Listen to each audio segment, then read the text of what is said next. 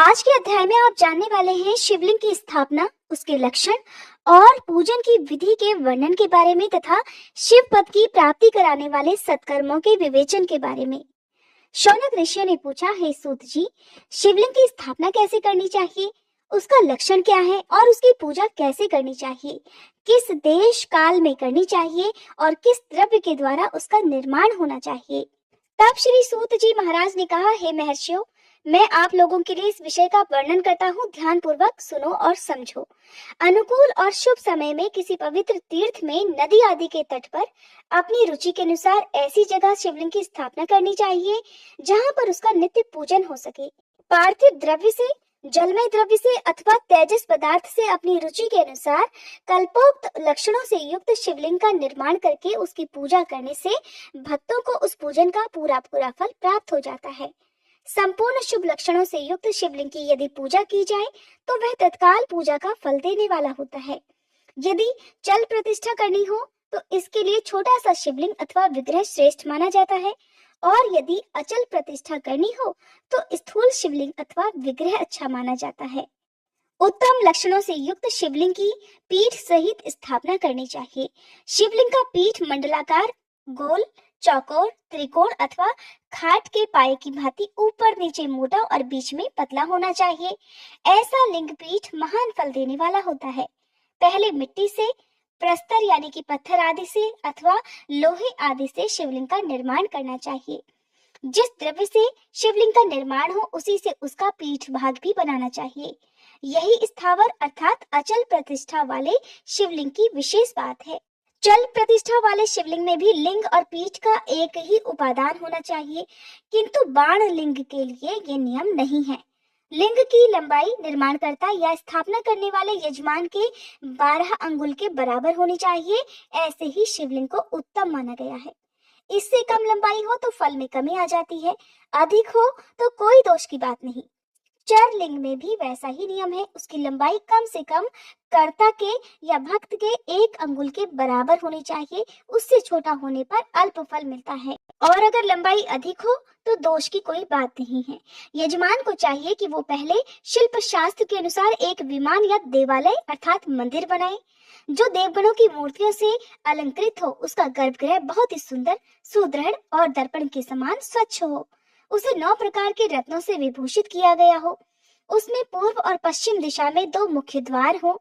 जहाँ शिवलिंग की स्थापना करनी हो उस स्थान के गर्त में नीलम, लाल वैदुर्य, श्याम, मरकत, मोती, मूंगा, गोमेद और हीरा, इन 9 रत्नों को तथा अन्य महत्वपूर्ण द्रव्यों को वैदिक मंत्रों के साथ छोड़ना चाहिए। सद्योजात आदि 5 वैदिक मंत्रों द्वारा शिवलिंग का 5 स्थानों में क्रमशः पूजन करके अग्नि में भविष्य की अनेक आहुतियां देकर और परिवार सहित मेरी पूजा करके गुरु स्वरूप आचार्य को धन से तथा भाई बंधुओं को मनचाही वस्तुओं से संतुष्ट करना चाहिए। याचकों को जड़, स्वर्ण, ग्रह और भू संपत्ति अथवा चेतन गौ आदि वैभव प्रदान करना चाहिए। स्थावर जंगम सभी जीवों को यत्न पूर्वक संतुष्ट करके एक गड्ढे में स्वर्ण तथा 9 प्रकार के रत्न भरकर सद्यो जात आदि वैदिक मंत्रों का उच्चारण करके परम कल्याणमयी महादेव जी का ध्यान करना चाहिए। तत्पश्चात नाद घोष से युक्त महामंत्र ओंकार का उच्चारण करके उक्त गड्ढे में शिवलिंग की स्थापना करके उसे पीठ से संयुक्त करना चाहिए। इस प्रकार पीठ युक्त लिंग की स्थापना करके उसे नित्य लेप अर्थात दीर्घ काल तक टिके रहने वाले मसाले से जोड़कर स्थिर करना चाहिए। इस प्रकार वहां परम सुंदर मूर्ति की भी स्थापना करनी चाहिए। सारांश ये कि भूमि संस्कार आदि की सारी विधि जैसी लिंग प्रतिष्ठा के लिए कही गई है वैसे ही मूर्ति प्रतिष्ठा के लिए भी समझनी चाहिए। अंतर बस इतना है कि लिंग प्रतिष्ठा के लिए प्रणव मंत्र के उच्चारण का विधान है, परंतु मूर्ति की प्रतिष्ठा पंचाक्षर मंत्र से करनी चाहिए। पंचाक्षर मंत्र है ओम नमः शिवाय। जहाँ लिंग की प्रतिष्ठा हुई है वहां भी उत्सव के लिए बाहर सवारी निकालने आदि के निमित्त मूर्ति को रखना आवश्यक होता है। मूर्ति को बाहर से भी लिया जा सकता है और खुद भी बनाया जा सकता है।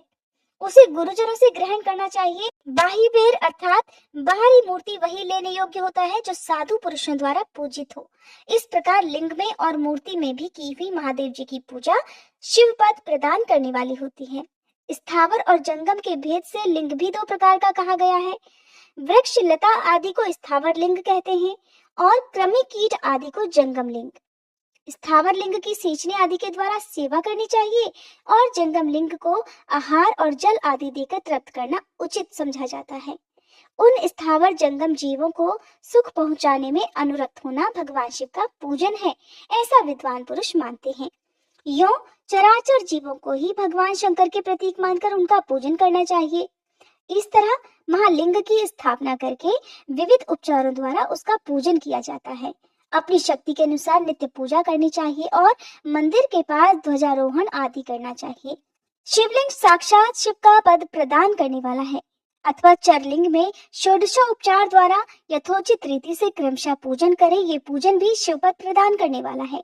आह्वाहन, आसन, अर्घ, पाद्य, पाद्यांग आचमन, अभ्यंग पूर्वक स्नान, वस्त्र और यज्ञोपवीत, गंध, पुष्प, धूप, दीप, नैवेद्य, तांबूल समर्पण, नीराजन, नमस्कार और विसर्जन, ये 16 उपचार हैं। अथवा अर्घ से लेकर नैवेद्य तक विधिवत पूजन करें। अभिषेक, नैवेद्य, नमस्कार और तर्पण, ये सब यथाशक्ति नित्य करना चाहिए। इस तरह किया हुआ शिव का पूजन शिव पद की प्राप्ति कराने वाला होता है। अथवा किसी मनुष्य के द्वारा स्थापित शिवलिंग में, ऋषियों द्वारा स्थापित शिवलिंग में, देवताओं द्वारा स्थापित शिवलिंग में, अपने आप प्रकट हुए स्वयंभू शिवलिंग में अथवा अपने द्वारा नूतन स्थापित किए हुए शिवलिंग में भी उपचार समर्पण पूर्वक जैसे तैसे पूजन करने से या पूजन की सामग्री देने से भी मनुष्य ऊपर जो कुछ कहा गया है वो सारा फल प्राप्त कर लेता है। क्रमशः परिक्रमा और नमस्कार करने से भी शिवलिंग शिव पद की प्राप्ति कराने वाला होता है। यदि नियम पूर्वक शिवलिंग का दर्शन मात्र कर लिया जाए तो वो भी कल्याणप्रद माना जाता है। मिट्टी, आटे, गाय के गोबर, फूल, कनेर पुष्प, फल, गुड़, मक्खन, भस्म अथवा अन्न से भी अपनी रुचि के अनुसार शिवलिंग बनाकर तदंतर उसका पूजन करना चाहिए। अथवा प्रतिदिन 10,000 प्रणव मंत्र का जाप करके और दोनों संध्याओं के समय एक सहस्त्र प्रणव का जप करना चाहिए। एक क्रम भी शिव पद की प्राप्ति कराने वाला है, ऐसा जान लेना चाहिए। जप करते समय मकारांत प्रणव का उच्चारण मन की शुद्धि करने वाला होता है। समाधि में मानसिक जप का विधान है और अन्य समय भी उपांशु जप ही करना चाहिए। उपांशु जप अर्थात मंत्राक्षरों का इतने धीमे स्वर में उच्चारण करना चाहिए कि उसे कोई दूसरा सुन न पाए, ऐसे जप को ही उपांशु कहते हैं। नाद और बिंदु से युक्त ओंकार के उच्चारण को विद्वान पुरुष समान प्रणव कहते हैं।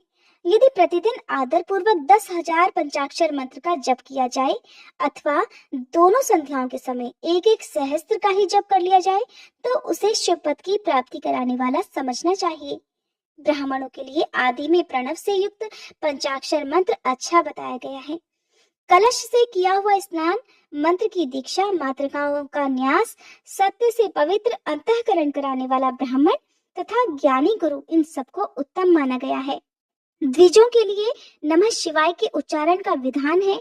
द्विजेतरों के लिए अंत में नमः पद के प्रयोग की विधि है, अर्थात वे शिवाय नमः इस मंत्र का उच्चारण करें। स्त्रियों के लिए भी कहीं कहीं विधि पूर्वक नमो अंत उच्चारण का ही विधान है, अर्थात वे भी शिवाय नमः का ही जप करें तो उत्तम रहेगा। कोई कोई ऋषि ब्राह्मण की स्त्रियों के लिए नमः पूर्वक शिवाय के जप की अनुमति देते हैं, अर्थात वे नमः शिवाय का जप करें। पंचाक्षर मंत्र का 5 करोड़ जप करके मनुष्य भगवान सदाशिव के समान हो जाता है। 1, 2, 3 अथवा 4 करोड़ का जप करने से क्रमशः ब्रह्मा, विष्णु, रुद्र और महेश्वर का पद प्राप्त होता है। अथवा मंत्र में जितने अक्षर हैं उनका पृथक पृथक 1 लाख जप करे अथवा समस्त अक्षरों का एक साथ ही जितने अक्षर हो उतने लाख जप करे। इस तरह के जप को शिव पद की प्राप्ति कराने वाला समझना चाहिए। यदि 1000 दिनों में प्रतिदिन 1 सहस्त्र जप के क्रम से पंचाक्षर मंत्र का 10 लाख जप पूरा कर लिया जाए और प्रतिदिन ब्राह्मण भोजन कराया जाए तो उस मंत्र से अभीष्ट कार्य की सिद्धि होने लगती है। ब्राह्मण को चाहिए कि वह प्रतिदिन प्रातःकाल 1008 बार गायत्री मंत्र का जाप करे। ऐसा होने पर गायत्री क्रमशः शिव का पद प्रदान करने वाली होती है। वेद मंत्रों और वैदिक सूक्तों का भी नियम पूर्वक जप करना चाहिए। वेदों का पारायण भी शिव पद की प्राप्ति कराने वाला है, ऐसा जान लेना चाहिए। अन्यान्य जो बहुत से मंत्र हैं उनका भी जितने अक्षर हो उतने लाख जप करे। इस प्रकार जो यथाशक्ति जप करता है वह क्रमशः शिव पद अर्थात मोक्ष प्राप्त कर लेता है। अपनी रुचि के अनुसार किसी एक मंत्र को अपनाकर मृत्यु पर्यंत प्रतिदिन उसका जप करना चाहिए, अथवा ओम इस मंत्र का प्रतिदिन 1 सहस्त्र जप करना चाहिए। ऐसा करने पर भगवान शिव की आज्ञा से संपूर्ण मनोरथों की सिद्धि हो जाती है। जो मनुष्य भगवान शिव के लिए फुलवाड़ी या बगीचे आदि लगाता है और शिव के सेवा कार्य के लिए मंदिर में झाड़ने बुहारने अर्थात साफ सफाई की व्यवस्था करता है, वह इस पुण्य कर्म को करने के बाद शिव पद प्राप्त कर लेता है। भगवान शिव के जो काशी आदि क्षेत्र हैं, उनमें भक्ति पूर्वक नित्य निवास करे। वह जड़ चेतन सभी को भोग और मोक्ष देने वाला होता है। अतः विद्वान पुरुष को भगवान शिव के क्षेत्र में आमरण निवास करना चाहिए। पुण्य क्षेत्र में स्थित बावड़ी, कुआं और पोखरे आदि को शिव गंगा समझना चाहिए। भगवान शिव का ऐसा ही वचन है। वहां स्नान, दान और जप करके मनुष्य भगवान शिव को प्राप्त कर लेता है। अतः मृत्यु पर्यंत शिव के क्षेत्र का आश्रय लेकर रहना चाहिए। जो शिव के क्षेत्र में अपने किसी मृत संबंधी का दाह दशाह, मासिक श्राद्ध, सपिंडीकरण अथवा वार्षिक श्राद्ध करता है अथवा किसी भी शिव के क्षेत्र में अपने पितरों को पिंड देता है, वह तत्काल सभी पापों से मुक्त हो जाता है और अंत में शिवपद पाता है। दिन के 3 विभाग होते हैं, प्रातः, मध्याह्न और सायं। इन तीनों में क्रमशः एक एक प्रकार के कर्म का संपादन किया जाता है। प्रातः काल को शास्त्र विहित नित्य कर्म के अनुष्ठान का समय जानना चाहिए। मध्याह्न काल सकाम कर्म के लिए उपयोगी है और सायंकाल शांति कर्म के लिए उपयुक्त है, ऐसा जानना चाहिए। इसी प्रकार रात्रि में भी समय का विभाजन किया गया है। रात के 4 प्रहरों में से जो बीच के 2 प्रहर हैं, उन्हें निशीथ काल कहा गया है। विशेषतः उसी काल में की हुई भगवान शिव की पूजा अभीष्ट फल देने वाली होती है। ऐसा जानकर कर्म करने वाला मनुष्य यथोक्त फल का भागीदार होता है। आजकल आप सभी शिव महापुराण में विद्वेश्वर संहिता का वर्णन सुन रहे हैं, जो कि पहली संहिता मानी गई है। इससे पहले के अध्याय में आपने जाना था कि किस प्रकार ऋषियों ने सूत जी महाराज से कहा था कि हे सूत जी महाराज, हमें कृपा करके आप बताइए कि पुण्य क्षेत्र कौन कौन से हैं जिनका आश्रय लेकर सभी स्त्री पुरुष शिव पद को अर्थात मोक्ष को प्राप्त कर ले, ये भी हमें विस्तार पूर्वक बताइए। तब सूत जी महाराज ने जिन जिन पुण्य क्षेत्रों का वर्णन किया, उसका वर्णन अब आप सुनिए। सूत जी महाराज कहने लगे, हे विद्वान और बुद्धिमान महर्षियों, मोक्षदायक शिव क्षेत्रों का वर्णन सुनो। इसके पश्चात मैं लोक रक्षा के लिए शिव संबंधी आगमों का भी वर्णन करूंगा। पर्वत, वन और काननों सहित इस पृथ्वी का विस्तार 50 करोड़ योजन है। भगवान शिव की आज्ञा से पृथ्वी संपूर्ण जगत को धारण करके स्थित है। भगवान शिव ने भूतल पर विभिन्न स्थानों में वहां के निवासियों को कृपा पूर्वक मोक्ष देने के लिए शिव क्षेत्र का निर्माण किया है। कुछ क्षेत्र ऐसे हैं जिन्हें देवताओं और ऋषियों ने अपना वास स्थान बनाकर अनुग्रहित किया है, इसलिए उनमें तीर्थत्व प्रकट हो गया है। और अन्य बहुत से तीर्थ क्षेत्र ऐसे भी हैं जो लोगों की रक्षा के लिए स्वयं प्रादुर्भूत हुए हैं। तीर्थ और क्षेत्र में जाने पर मनुष्य को सदा स्नान, दान और जप आदि करना चाहिए, अन्यथा वह रोग, दरिद्रता और मुक्ता आदि दोषों का भागीदार बन जाता है। जो पुरुष इस भारतवर्ष के भीतर मृत्यु को प्राप्त होता है, जो मनुष्य इस भारतवर्ष के भीतर मृत्यु को प्राप्त होता है, वह अपने पुण्य के फल से ब्रह्मलोक में वास करके पुण्य क्षय के पश्चात पुनः मनुष्य योनि में ही जन्म लेता है, अर्थात पापी मनुष्य पाप करके फिर से दुर्गति में ही पड़ जाता है। हे ब्राह्मणों, पुण्य क्षेत्र में पाप कर्म किया जाए तो वह और भी अधिक दृढ़ हो जाता है। इसलिए पुण्य क्षेत्र में निवास करते समय सूक्ष्म से सूक्ष्म अथवा थोड़ा सा भी पाप कभी नहीं करना चाहिए।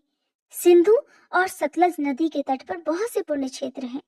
सरस्वती नदी परम पवित्र और 60 मुखों वाली कही गई है, अर्थात उसकी 60 धाराएं हैं। विद्वान पुरुष सरस्वती के उन धाराओं के तट पर निवास करे तो वह क्रमशः ब्रह्मपद को पा लेता है। हिमालय पर्वत से निकली हुई पुण्य सलीला गंगा 100 मुख वाली नदी है। उसके तट पर काशी, प्रयाग आदि अनेक पुण्य क्षेत्र हैं और वहां पर मकर राशि के सूर्य होने पर गंगा की तटभूमि पहले से भी अधिक प्रशस्त और पुण्यदायी हो जाती है। शोणभद्र नदी की 10 धाराएं हैं। वह बृहस्पति के मकर राशि में आने पर अत्यंत पवित्र और अभीष्ट फल देने वाला हो जाता है। उस समय वहां स्नान और उपवास करने से विनायक पद की प्राप्ति हो जाती है। पुण्य सलिला महानदी नर्मदा के 24 मुख अर्थात स्रोत है। उसमें स्नान और उसके तट पर निवास करने से मनुष्य को वैष्णव पद की प्राप्ति होती है। तमसा के 12 तथा रेवा के 10 मुख है। परम पुण्यमयी गोदावरी के 21 मुख बतलाए गए हैं। वह ब्रह्म हत्या तथा गोवध के पाप का भी नाश करने वाली और रुद्रलोक देने वाली है। कृष्णवेणी नदी का जल बड़ा पवित्र है। वह नदी समस्त पापों का नाश करने वाली है। उसके 18 मुख बतलाए गए हैं तथा वह विष्णुलोक प्रदान करने वाली है। तुंगभद्रा के 10 मुख है। वह ब्रह्मलोक देने वाली है। पुण्य सलिला स्वर्ण मुखरी के 9 मुख कहे गए हैं। ब्रह्मलोक से लौटे हुए जीव उसी के तट पर जन्म लेते हैं। सरस्वती नदी, पंपा सरोवर, कन्याकुमारी, अंतरीप तथा शुभ कारक श्वेत नदी ये सभी पुण्य क्षेत्र हैं। इनके तट पर निवास करने से इंद्रलोक की प्राप्ति होती है। साहिब पर्वत से निकली हुई महानदी कावेरी परम पुण्यमयी है। उसके 27 मुख बतलाए गए हैं। वह संपूर्ण अभीष्ट इच्छाओं को पूर्ण करने वाली और वस्तुओं को देने वाली है। उसके तट पर स्वर्गलोक की प्राप्ति कराने वाले तथा ब्रह्मा और विष्णु का पद देने वाले हैं। कावेरी के जो तट शैव क्षेत्र के अंतर्गत हैं, वे अभीष्ट फल देने के साथ ही शिवलोक प्रदान करने वाले हैं। नैमिषारण्य तथा बद्रिकाश्रम में सूर्य और बृहस्पति के मेष राशि में आने पर यदि स्नान किया जाए तो उस समय वहां किए हुए स्नान पूजन आदि को ब्रह्मलोक की प्राप्ति कराने वाला जानना चाहिए। सिंह और कर्क राशि में सूर्य की संक्रांति होने पर सिंधु नदी में किया हुआ स्नान तथा केदार तीर्थ के जल का पान और स्नान ज्ञानदायक माना जाता है। जब बृहस्पति सिंह राशि में स्थित हो उस समय सिंह की संक्रांति से युक्त भाद्रपद मास में यदि गोदावरी के जल में स्नान किया जाए तो वह शिवलोक की प्राप्ति कराने वाला होता है। और ऐसा पूर्व काल में स्वयं भगवान शिव ने कहा था। जब सूर्य और बृहस्पति कन्या राशि में स्थित हो तब यमुना और सोनभद्र में स्नान करना चाहिए। वह स्नान धर्मराज तथा गणेश जी के लोक में महान भोग प्रदान कराने वाला होता है। यह महर्षियों की मान्यता है। जब सूर्य और बृहस्पति तुला राशि में स्थित हो उस समय कावेरी नदी में स्नान किया जाता है। वह स्नान भगवान विष्णु के वचन की महिमा से संपूर्ण अभीष्ट वस्तुओं को देने वाला माना गया है। जब सूर्य और बृहस्पति वृश्चिक राशि पर आ जाएं, तब मार्गशीर्ष अर्थात अगहन के महीने में नर्मदा नदी में स्नान करने से श्री विष्णु लोक की प्राप्ति हो सकती है। सूर्य और बृहस्पति के धनु राशि में स्थित होने पर स्वर्णमुखरी नदी में किया हुआ स्नान शिवलोक प्रदान कराने वाला होता है, जैसा कि ब्रह्मा जी का वचन माना गया है। जब सूर्य और बृहस्पति मकर राशि में स्थित हो उस समय माघ मास में गंगा जी के जल में स्नान करना चाहिए। ब्रह्मा जी का ऐसा कथन है कि वह स्नान शिवलोक की प्राप्ति कराने वाला होता है। शिवलोक के पश्चात ब्रह्मा जी और विष्णु जी के स्थानों में सुख भोगने पर अंत में मनुष्य को ज्ञान की प्राप्ति हो जाती है। माघ मास में तथा सूर्य के कुंभ राशि में स्थित होने पर फाल्गुन मास में गंगा जी के तट पर किया हुआ श्राद्ध, पिंडदान अथवा तिलोदक दान पिता और नाना दोनों कुलों के पितरों की अनेकों पीढ़ियों का उद्धार करने वाला माना गया है। सूर्य और बृहस्पति जब मीन राशि में स्थित हो तब कृष्णा वेणी नदी में किए गए स्नान की ऋषियों ने प्रशंसा की है। उन महीनों में पूर्वोक्त तीर्थों में किया हुआ स्नान इंद्रपद की प्राप्ति कराने वाला होता है। विद्वान पुरुष गंगा अथवा कावेरी नदी का आश्रय लेकर तीर्थवास करे, ऐसा करने से तत्काल किए हुए पाप का निश्चय ही नाश हो जाता है। रुद्रलोक प्रदान करने वाले बहुत से क्षेत्र हैं। ताम्रपर्णी और वेगवती ये दोनों नदियां ब्रह्मलोक की प्राप्ति रूप फल देने वाली हैं। इन दोनों के तट पर कितने ही स्वर्गदायक क्षेत्र हैं। इन दोनों के मध्य में बहुत से पुण्यप्रद क्षेत्र हैं और वहां निवास करने वाला विद्वान पुरुष वैसे फल का भागीदार होता है। सदाचार, उत्तम वृत्ति तथा सद्भावना के साथ मन में दया भाव रखते हुए विद्वान पुरुष को तीर्थ में निवास करना चाहिए, अन्यथा उसका फल नहीं मिलता। पुण्य क्षेत्र में किया हुआ थोड़ा सा पुण्य भी अनेक प्रकार से वृद्धि को प्राप्त होता है और वहां किया हुआ छोटा सा पाप भी महान हो जाता है। यदि पुण्य क्षेत्र में रहकर ही जीवन बिताने का निश्चय हो तो उस पुण्य संकल्प से उसका पहले का सारा पाप तत्काल नष्ट हो जाएगा, क्योंकि पुण्य को ऐश्वर्यदायक कहा गया है। हे ब्राह्मणों, तीर्थवास जनित पुण्य कायिक, वाचिक और मानसिक सारे पापों का नाश कर देता है। तीर्थों में किया हुआ मानसिक पाप वज्रलेप हो जाता है, वह कई कल्पों तक पीछा नहीं छोड़ता। वैसा पाप केवल ध्यान से ही नष्ट होता है, अन्यथा कभी नहीं होता। वाचिक पाप जब से तथा कायिक पाप शरीर को सुखाने जैसी कठोर तपस्या से ही नष्ट होता है। अतः सुख चाहने वाले पुरुष को देवताओं की पूजा करते और ब्राह्मणों को दान देते हुए पाप से बचकर ही तीर्थ में निवास करना चाहिए। ऋषियों ने कहा, हे साधु शिरोमणि, अब आप पार्थिव प्रतिमा की पूजा का विधान बताइए, जिससे समस्त अभीष्ट वस्तुओं की प्राप्ति होती है। क्योंकि घर पर अधिकतर लोग प्रतिमाओं की यानी कि भगवान की मूर्तियों की ही पूजा करते हैं, तो आज आपके लिए यह अध्याय बहुत ही उपयोगी होने वाला है। आप सभी ध्यान पूर्वक सुनिए। श्री सूत जी महाराज कहने लगे, हे महर्षियों, आप लोगों ने बहुत उत्तम बात पूछी है। पार्थिव प्रतिमा का पूजन सदा संपूर्ण मनोरथों को देने वाला है तथा दुख का निवारण तत्काल करने वाला है। मैं उसका वर्णन करता हूँ, आप सभी उसको ध्यान देकर सुनिए। पृथ्वी आदि की बनी हुई देव प्रतिमाओं की पूजा इस भूतल पर अभीष्टदायक मानी गई है और निश्चय ही इसमें पुरुषों का और स्त्रियों का भी अधिकार है। नदी, पोखर अथवा कुएं में प्रवेश करके पानी के भीतर से मिट्टी लेकर आएं, फिर गंध चूर्ण के द्वारा उसका संशोधन करें, यानी कि उसे शुद्ध करें और शुद्ध मंडप में रखकर उसे महीन पीसे और साने। इसके बाद हाथ से प्रतिमा बनाएं और दूध से उसका सुंदर संस्कार करें। उस प्रतिमा में अंग प्रत्यंग अच्छी तरह से प्रकट हुए हों तथा वह सब प्रकार के अस्त्र शस्त्रों से संपन्न बनाई गई हो।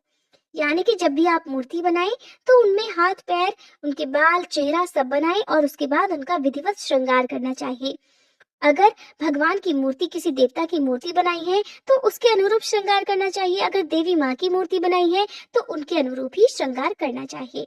इसके पश्चात उसे पद्मासन पर स्थापित करके आदर पूर्वक उसका पूजन करें। श्री गणेश, सूर्यदेव, विष्णु भगवान, माँ दुर्गा और भगवान शिव की प्रतिमा का, शिव का और शिवलिंग का द्विज को सदा ही पूजन करना चाहिए।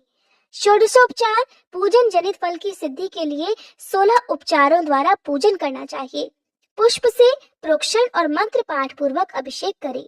अगहनी के चावल से नैवेद्य तैयार करें और सारा नैवेद्य लगभग 1 पाव होना चाहिए। घर में पार्थिव पूजन के लिए 1 पाव और बाहर किसी मनुष्य द्वारा स्थापित शिवलिंग के पूजन के लिए 1 सेर नैवेद्य तैयार करना आवश्यक होता है। ऐसा जान लेना चाहिए, देवताओं द्वारा स्थापित शिवलिंग के लिए 3 सेर नैवेद्य अर्पित करना उचित होता है और अपने आप प्रकट हुए स्वयंभू लिंग के लिए 5 सेर। ऐसा करने पर पूर्ण फल की प्राप्ति समझनी चाहिए। इस प्रकार सहस्त्र बार पूजा करने से द्विज सत्यलोक को प्राप्त कर लेता है। 12 अंगुल चौड़ा, इससे 2 गुना और 1 अंगुल अधिक अर्थात 25 अंगुल लंबा और 15 अंगुल चौड़ा जो लोहे या लकड़ी का बना हुआ पात्र होता है, उसे विद्वान पुरुष शिव कहते हैं। उसका 8वां भाग प्रस्थ कहलाता है, जो 4 पाव के बराबर माना जाता है।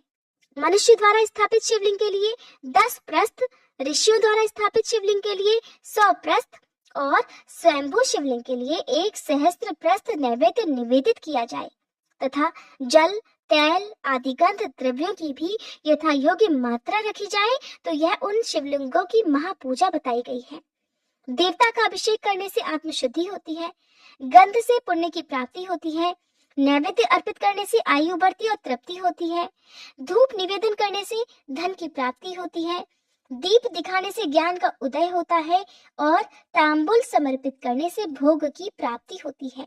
इसलिए स्नान आदि 6 उपचारों को यत्न पूर्वक अर्पित करें। नमस्कार और जप, ये दोनों संपूर्ण अभीष्ट फल को देने वाले हैं। इसलिए भोग और मोक्ष की इच्छा रखने वाले लोगों को पूजा के अंत में सदा ही जप और नमस्कार करके क्षमा याचना करनी चाहिए। मनुष्य को चाहिए कि वो सदा पहले मन से पूजा करके फिर उन उपचारों से पूजा करे। देवताओं की पूजा से उन देवताओं के लोगों की प्राप्ति हो जाती है तथा उनके अवान्तर लोक में भी यथेष्ट भोग की वस्तुएं उपलब्ध होती हैं। अब मैं देव पूजा से प्राप्त होने वाले विशेष फलों का वर्णन करता हूँ। हे द्विजों, तुम लोग ध्यान पूर्वक सुनो। विघ्नराज गणेश की पूजा से भूलोक में उत्तम अभीष्ट वस्तु की प्राप्ति होती है। शुक्रवार को श्रावण और भाद्रपद मासों के शुक्ल पक्ष की चतुर्थी को और पौष मास में शतभिषा नक्षत्र के आने पर विधिवत गणेश जी की पूजा करनी चाहिए। 100 या सहस्त्र दिनों में 100 या सहस्त्र बार पूजा करें। देवता और अग्नि में श्रद्धा रखते हुए किया जाने वाला उनका नित्य पूजन मनुष्यों को पुत्र और अभीष्ट वस्तु प्रदान करता है। वह समस्त पापों का शमन तथा भिन्न भिन्न दुष्कर्मों का भी विनाश करने वाला है। विभिन्न वारों में अर्थात अलग अलग दिनों में की हुई शिव पूजा को आत्मशुद्धि प्रदान करने वाली समझना चाहिए। वार या दिन, तिथि, नक्षत्र और योगों का आधार है। समस्त कामनाओं को देने वाला है, उसमें वृद्धि और क्षय नहीं होता, इसलिए उसे पूर्ण ब्रह्म स्वरूप मानना चाहिए। सूर्योदय काल से लेकर सूर्योदय काल आने तक एक वार की स्थिति मानी गई है, जो ब्राह्मण आदि सभी वर्णों के कर्मों का आधार है। विहित तिथि के पूर्व भाग में की हुई देव पूजा मनुष्यों को पूर्ण भोग प्रदान करने वाली होती है। यदि मध्याह्न के बाद तिथि का आरंभ होता है तो रात्रि युक्त तिथि का पूर्व भाग पितरों के श्राद्ध आदि कर्मों के लिए उत्तम बताया जाता है। ऐसी तिथि का परभाग ही दिन से युक्त होता है, अतः वही देव कर्म के लिए प्रशस्त माना जाता है। यदि मध्याह्न काल तक तिथि रहे तो उदय व्यापिनी तिथि को ही देव कार्य में ग्रहण करना चाहिए। इस तरह शुभ तिथि और नक्षत्र आदि ही देव कार्य में ग्राह्य होते हैं। वार आदि का भलीभांति विचार करके पूजा और जप आदि करने चाहिए। प्रतिदिन एक पक्ष, एक मास और एक वर्ष तक लगातार पूजन करने से उन कर्मों के फल की प्राप्ति होती है। अतः ये मुनीश्वरों, आंतरिक आनंद की प्राप्ति के लिए शिवलिंग को माता पिता का स्वरूप मानकर उनकी पूजा करनी चाहिए। भर्ग अर्थात शिव पुरुष रूप है और भर्गा अर्थात शिवा अथवा शक्ति प्रकृति कहलाती है। अव्यक्त आंतरिक अधिष्ठान रूप गर्भ को पुरुष कहते हैं और सुव्यक्त आंतरिक अधिष्ठान भूत गर्भ को प्रकृति। माया द्वारा अन्य रूप से प्रकट किया जाना ही उसका जन्म कहलाता है। जीव का शरीर जन्म काल से ही जीर्ण अर्थात 6 भाव विकारों से युक्त होने लगता है, इसीलिए उसे जीव की संज्ञा दी गई है, जीव कहा गया है।